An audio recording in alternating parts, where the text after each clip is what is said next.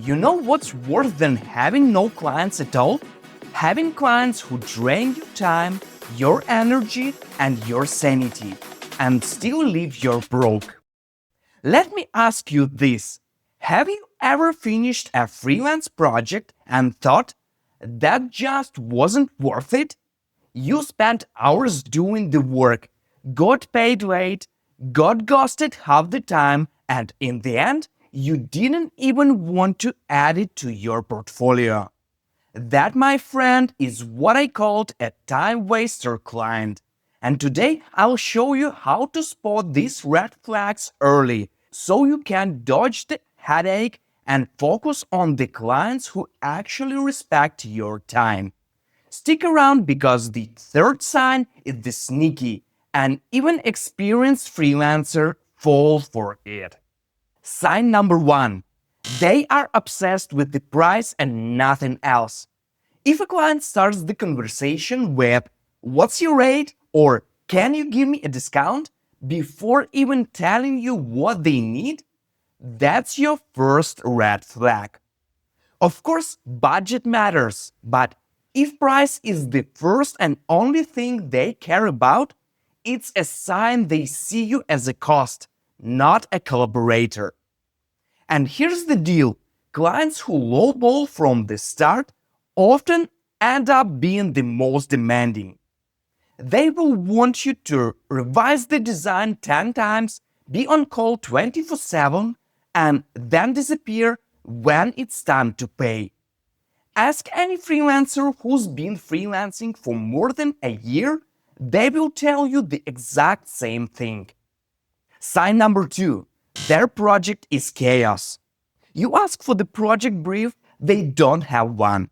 You ask what success looks like, they say, "I will know it when I see it." These are the clients who say things like, "We're just figuring it out as we go. Can you just start and I'll explain later?" It's just simple project. Translations? They have no clue what they want, and they're hoping you will magically read their mind. Spoiler alert, you won't. And when things go sideways, they will blame you. Here's a quickly story. A designer I know got hired by a startup founder to make a pitch deck. The founder kept changing the idea every 2 days. After 2 weeks, the designer had made 5 completely different versions, and the client still wasn't happy. In the end, he said, "I'm not sure I want to pay for this because we didn't really use it." Don't be that freelancer. If a client can't clearly define the project, you're walking into a mess. Sign number three, they love to test you first. This one sounds innocent. The client says, "Let's start with a small task to see how we work together." Harmless, right? Wrong. Because what they really means is, "I want free or cheap labor before I commit." Now, to be fair, trial projects can be legit, but only if the task is paid, the scope is clear, the result is useful to them. But if they're asking you to write 1,000 words for $5 to test you, or design a full logo just to see your style, that's not a test. That's exploitation. Here's the harsh truth. Bad clients don't just waste your time, they can crush your confidence. You start thinking maybe you're the problem. Maybe your work isn't good enough. Maybe you should lower your rates. That's the real danger. Freelancing already has enough uncertainty. Don't let disrespectful clients add to it. So, what do you do when you spot these red flags? If they pressure you on price, respond with your rate confidently and don't negotiate below your value. If they walk away, let them.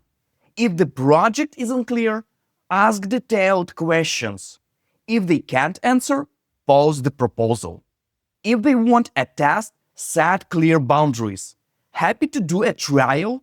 Here's the cost, and here's what you will get. Also, trust your gut. If something feels off in the first conversation, it probably is. Your time is your most valuable asset, and clients who waste it aren't just annoying, they are expensive. The best freelancers don't just chase jobs, they choose them. Saying no is part of being professional. You're not desperate, you're selective. And that's how you build a career, not just survive gig to gig. Freelancers who say yes to every client end up burned out, underpaid, and stuck. But the ones who filter out the bad applies, they grow. Their income grows, their reviews glow, and they actually enjoy their work. To wrap it up, here are the 3 signs your client will waste your time. They only care about price. Their project is a chaotic mystery. They ask for free test work. Watch for this early. Trust your instincts. And remember, you're not just offering services, you're building a business. Want to learn how to attract better clients? Subscribe to this channel, like this video.